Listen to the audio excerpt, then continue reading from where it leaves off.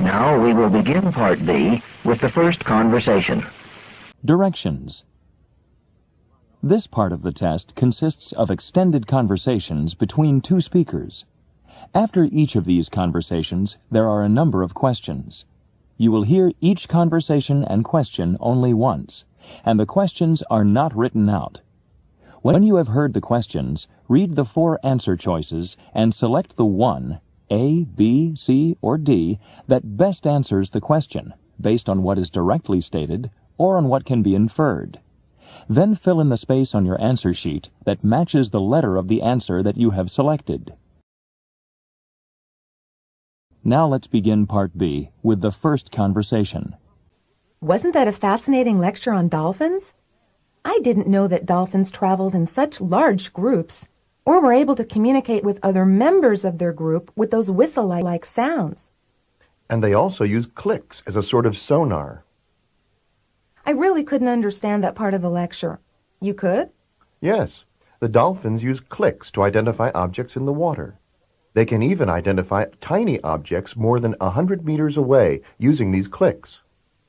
Scientists believe that a dolphin may even have a sonar-like image in its brain of a distant object, so that it can identify the object long before the dolphin can actually see the object. So the dolphins use these clicks mostly to identify objects in the water? I think so, and they have considerably more ability to do this than humans do. It's hard to believe that in addition to these sonar clicks, dolphins are actually learning some human language. Yes, I believe that the lecturer said that some dolphins had already learned around 50 human commands, and that those dolphins were able to understand not only individual words, but words clustered together in sentences. Dolphins certainly be amazing animals to do all of that. I'm sure they are, and we're only just beginning to find out how intelligent they are. Number 35. Where did the woman learn about dolphins?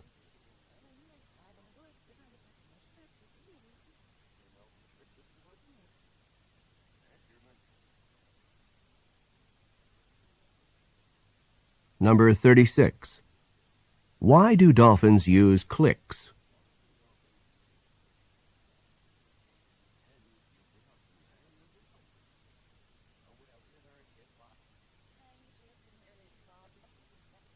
Number 37. Approximately how many human commands have some dolphins learned?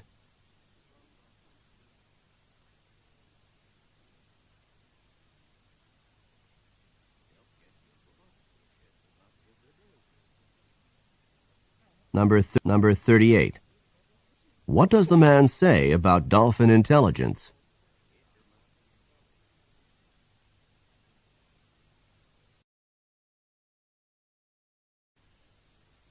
Questions 31 to 34. Listen to the following conversation. Walter, why haven't you been coming to Professor Crosley's anthropology class? What do you mean? I've been there every morning. Every morning?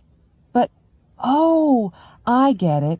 You must be in the professor's morning class in cultural anthropology.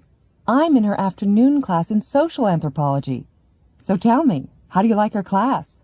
Oh, it's very interesting. So far, we've been studying the art, the architecture, and the tools of different cultures. And this Saturday, our class is going down to the local museum. They're having an exhibit of the artifacts of the early inhabitants of this area. Your class has quite a different focus from mine. We're studying social relations in groups. For example, this week we've been talking about marriage customs and family life in a number of societies, including our own. So what's your opinion of Professor Crosley? Well, she asks her students to do a lot of work. We're going to have 2 tests and 2 research papers, but she's a fascinating lecturer. I've never taken an anthropology course before, but I'm glad I decided to take her course. Yeah, same for me. In fact, I never thought of anthropology as an interesting subject, but now I sure do. Number 32. When does the woman's class meet?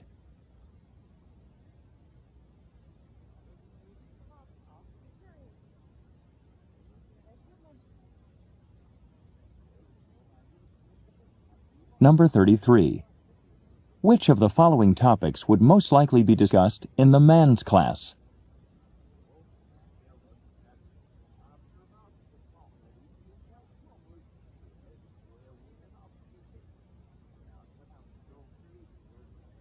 Number 34. What had the man's opinion of anthropology been before this term?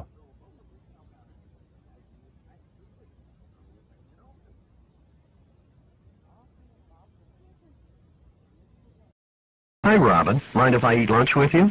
No, Mr. Evans, not at all. Thanks. I just heard that you're studying nutrition, and you've got quite a bit of experience working in the cafeteria, so I wonder if you'd be interested in a small project we're doing this term. What's the project all about? More and more students have been deciding not to buy the meal plans here, and we want to attract them back. So I want to hear what students would like. Your job would be to find out. And of course, I'd like to hear any of your own ideas. Well, if the menus were changed, then maybe I wouldn't have to listen to so much criticism. You know, I've taken several nutrition classes, and everyone there sees me when I serve food here, so they always complain to me about the food. That makes you perfect for the job. Would you be interested? I'm not sure. What sorts of changes are you thinking of? I'd like to make some changes in the way we prepare our food. For example, just look at what we had to choose from today. You got a fried hamburger that's dripping in oil, and I got fried chicken. They both contain too much fat. But you'd better not get rid of them. They're everybody's favorites. Well, we can certainly keep them, but we need to give the people who are health conscious some choices. For example, we could also prepare chicken without the fatty skin and serve it on some rice with a light sauce. Do you think that would appeal to students? Well, I'd like that. But you're right. You'd better find out what others think. Oh, sorry. I've got to get back to work. I'd like to hear more, though. I'll drop by your office later. Okay. See you then. Number 31. What are the speakers mainly discussing?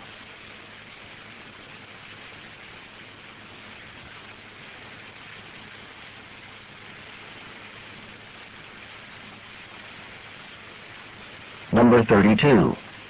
What is the woman's current job in the cafeteria?